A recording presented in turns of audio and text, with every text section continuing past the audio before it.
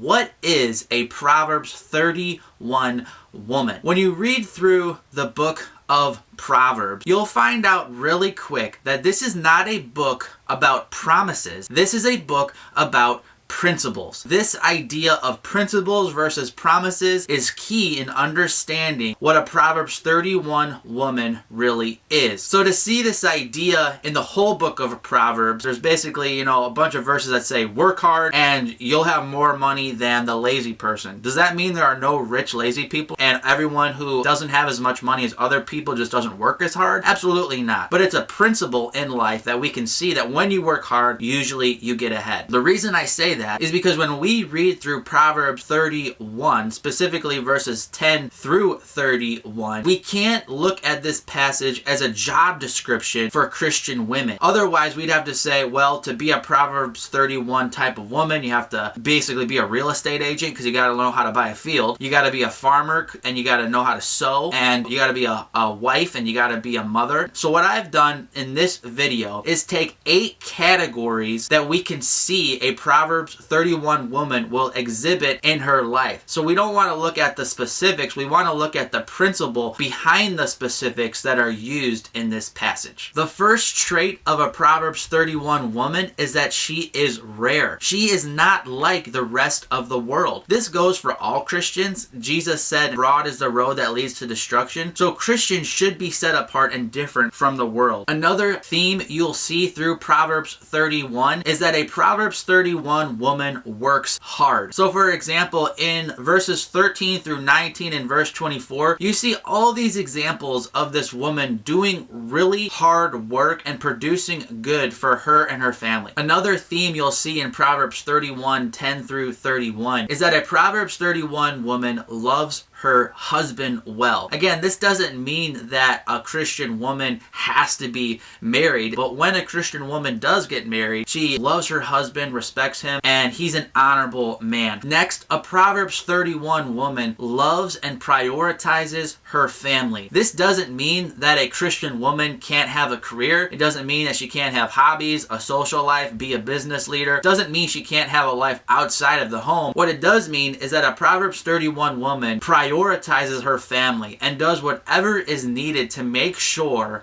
they're being raised in the Lord and provided for. So when these other things that are important get in the way of your family, it means that you're going to prioritize your family over those things. It doesn't mean that you can't have a life outside of the family. Another trait of a Proverbs 31 woman is that she helps the poor and assists those in need. It is really easy to get stuck in the family bubble and to kind of ignore what's going on around us in the world. But a Proverbs 31 woman isn't going to be naive to the needs of the world. She's going to prioritize her family, but she's going to do what she can to help those in her community as well. Also, a Proverbs 31 woman takes care of herself. I love the balance Proverbs 31 verse 22 brings. It says, she makes coverings for her bed. She is clothed in fine linen and purple. I think one of the biggest abuses of Christian women is that the church and sometimes the family and the community asks so much of her, and her heart is so willing to serve. She overextends herself. Christians aren't called to neglect themselves, but they're also not called to elevate themselves too highly. So a Proverbs 31 woman will have a good balance of being servant-minded, but also not neglecting the needs of her own heart. Another difficult balance for a lot of Christian women is to know where the line is between strength and beauty. It says in Proverbs 31 verse 25 that she has strength and is